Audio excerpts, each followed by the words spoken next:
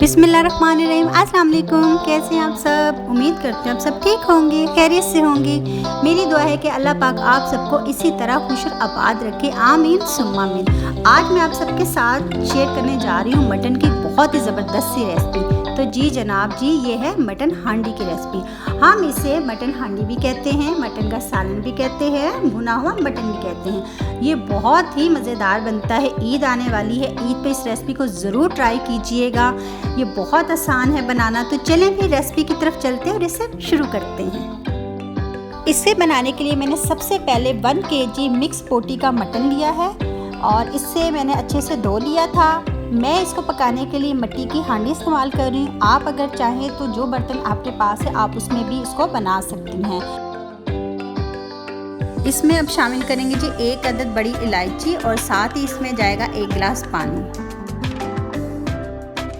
इसको अब अच्छे से मिक्स कर लेना है और तकरीबन 2-3 मिनट जो है फुल हाई फ्लेम पे हमने इसको पकाना है।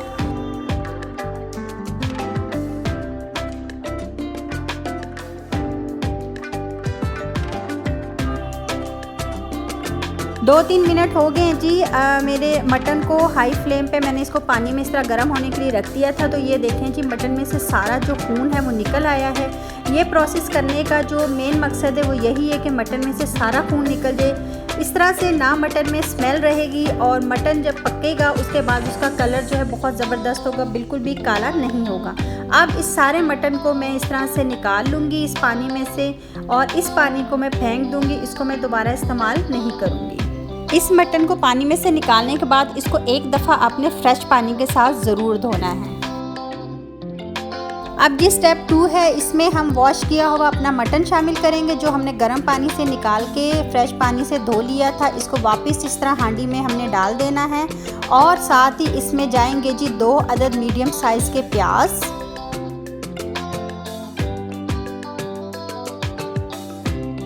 2 मीडियम साइज़ के टमाटर,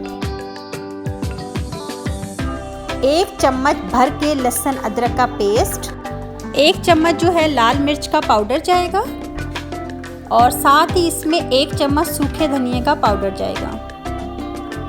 अब इसमें शामिल कर देंगे जी 1/2 टीस्पून हल्दी पाउडर, 1 टीस्पून नमक जाएगा इसमें और या आपके टेस्ट के मुताबिक। इसमें अब हम 1/3 कप ऑयल शामिल कर देंगे। अब इसमें शामिल करेंगे जी 2 गिलास पानी के। पानी शामिल करने के बाद इसको अच्छे से चमचे की मदद से मिक्स कर लेना है।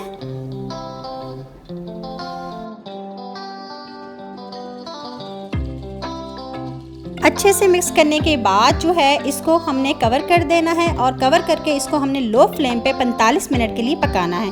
लेकिन आपने बीच में इसको ज़रूर चेक करते रहना है। अगर आपका पानी खुश्क हो जाए और अभी मटन ना गले तो आप मज़ीद जो है वो पानी ऐड कर सकते हैं। इसको मैं कवर कर दूंगी और इसे अब पकाऊंगी जब तक मटन गल नहीं जाता। 45 मिनट हो गए हैं जी। चेक करते हैं जी अपने मटन को। मटन जो है वो तैयार है, गल चुका है। तो ये देखें जी कितनी ज़बरदस्त इसकी ग्रेवी तैयार हुई है। अब लास्ट में इसमें शामिल कर देंगे जी 1/3 कप दही और दही जो है उसको अच्छे से मैंने फेंट लिया है। बस इस चीज़ का आपने थोड़ा ख्याल रखना है कि दही को कभी भी शुरू में प्याज टमाटरों के साथ शामिल नहीं करना है, अदरवाइज़ आपके प्याज गलेंगे नहीं, अच्छी ग्रेवी नहीं बनेगी। तो हमेशा लास्ट पे जब आपका मटन थोड़ा गल जाए, प्याज भूल जाए, तब आपने इसको शामिल करना है। दही को अच्छे से अब हमने मिक्स कर लेना। मिक्स करने के बाद जो है इसको हमने कवर कर देना है। कवर करके 5 मिनट के लिए हमने इसको लो फ्लेम पे पकाना है। 5 मिनट के बाद इसमें हम 1/4 टीस्पून गरम मसाला शामिल करेंगे और इसको अच्छे से जो है वो मिक्स कर लेंगे। मटन हांडी जो है वो हमारी बिल्कुल तैयार है और ये बहुत ही ज़्यादा मज़े की लग रही है। बहुत अच्छी इसकी ग्रेवी बनी है। इसको आप नान के साथ खा सकते हैं, रोटी के साथ खा सकते हैं, पूरी के साथ खा सकते हैं, चावलों के साथ खा सकते हैं। ये सबके साथ ही बहुत ज़्यादा मज़े की लगती है। बस अब आखिर में हम इसको धनिए के साथ और हरी मिर्च के साथ गार्निश करेंगे। मज़ेदार सी मटन हांडी, मटन भुना हुआ हमारा तैयार है। इसको ईद पे ज़रूर ट्राई कीजिएगा।